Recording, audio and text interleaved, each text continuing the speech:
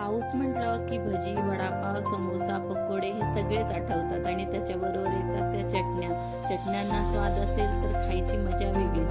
तर आपण 5 झणझणीत आणि चविष्ट चटण्या एकाच व्हिडिओत बघणार आहोत. शेवटपर्यंत नक्की पहा, कारण दही पुदिना डीप मुलांपासून मोठ्यापर्यंत सगळ्यांनाच आवडते. नमस्कार, स्वाद आणि संस्कृतीमध्ये तुमचं मनापासून स्वागत. आज आपण बनवणार आहोत पावसाळ्यात भजी, वडापाव, समोसा, पकोड्यासोबत खाणारे 5 चटण्या. चला सुरुवात करूया. पहिल्यांदा आपण वडापावसाठी झणझणीत लसूण चटणी बनवणार आहोत. ही चटणी एकदा करून ठेवली की अनेक दिवस टिकते.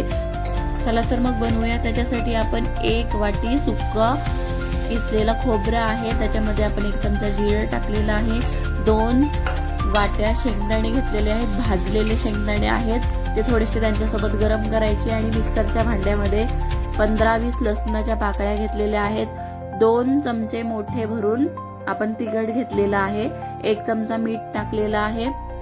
हे चांगलं वाटून घ्यायचं आहे. तयार आहे आपली बरेच दिवस टिकणारी चटपटीत अशी वडापावची चटणी. आता बनवूया आपण ताजी झटपट तयार होणारी हिरवी चटणी. जी चटणी वडापाव, समोसा, सँडविच आणि पकोड्यासोबत खाल्ली जाते. त्याच्यासाठी आपण दुपटीने कोथिंबीर निंपट आपण त्याच्यात पुदिना टाकलेला आहे. 4-5 लसूण पाकळ्या, 4 हिरव्या मिरच्या, 1 इंच आलं, 1 टेबलस्पून लिंबाचा रस आणि अर्धा टेबलस्पून जिरं आणि मीठ चांगलं पाणी न टाकता वाटून तयार आहे. आता बनवूया गोड आंबट चिंच खजूर चटणी. चाट, समोसा आणि पकोड्यांसाठी अगदी परफेक्ट जाते आणि लहान मुलांना तर खूप आवडते. त्याच्यासाठी आपण घेतलेले आहे अर्धी वाटी चिंच घेतलेली आहे. गरम पाण्यामध्ये 2 तास भिजत ठेवलेली आहे. व्हिडिओ आवडला असेल तर लाईक करा, शेअर करा आणि स्वाद आणि संस्कृती चॅनलला सबस्क्राईब करायला विसरू नका. चला तर मग आता ही आपण 2 तास भिजवलेली आहे. त्याच्यानंतर आपण त्याच्यामध्ये 1 वाटी खजूर टाकणार आहोत आणि अर्धी वाटी म्हणजे पाऊण वाटी तरी आपण गूळ घेतलेला आहे. ते पण आपण थोडं पाणी टाकून थोडा 1 तासभर परत भिजत ठेवणार आहोत. आता आपण बारीक वाटून घेणार आहोत. एका चाळणीने त्याला पूर्ण चाळून पण घेणार आहोत, कारण की जे काही आपल्याला हे असतील चिंचेमध्ये घाण असेल ती घाण राहील, कधी कधी राहते चुकून, त्याच्यामुळे ते आपण पूर्ण गाळून घेणार आहोत. गाळून झाल्यानंतर थोडा गर राहील, परत त्याच्यामध्ये मिक्सरमध्ये काढून तो परत पाण्याने असं तो सगळा गर काढून घ्यायचा आहे आपल्याला. एका कढईमध्ये आपण तेल घेतलेलं आहे. तेलामध्ये जिरा हिंगाची फोडणी द्यायची आहे आणि त्याचा कोळ टाकल्यानंतर एक आपल्याला उकळी काढायची आहे. त्याच्यामध्ये सुंठ पावडर, काळी मिरी, मीठ आणि काळं मीठ, धना जिरे पावडर, बडीशेप पावडर, लाल तिखट आणि मीठ टाकून चांगलं हलवून घ्यायचं आहे.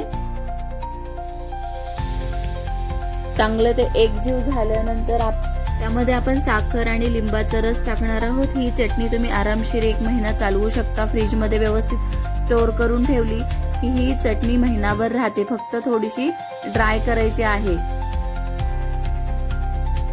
तिखट खाणाऱ्यांसाठी ही लाल लसूण चटणी म्हणजे मेजवानी. भजी, मिसळ, वडापाव आणि पराठ्यांसोबत ही खूप छान लागते. त्याच्यासाठी आपण घेतलेल्या आहेत 8-10 लसूण पाकळ्या, 15-20 मिरच्या, त्याच्यामध्ये मीठ टाकलेलं आहे आणि जिरं टाकून बारीक करून घेतलेलं आहे. याच्यात अर्धी वाटी पाणी पण टाकून बारीक केलेलं आहे. आता त्याला आपण फोडणी देऊया.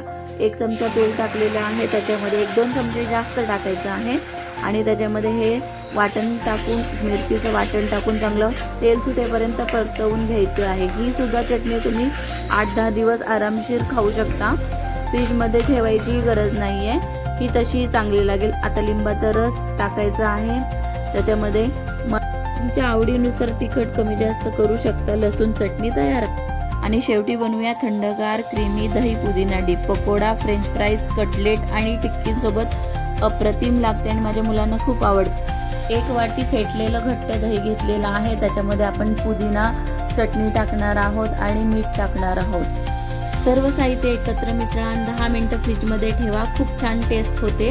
आज आपण एकाच व्हिडिओमध्ये 5 वेगवेगळ्या अतिशय चटण्या बनवल्यात. तुम्हाला त्यापैकी कोणती चटणी सर्वात जास्त आवडली ते कमेंट करून नक्की सांगा. धन्यवाद.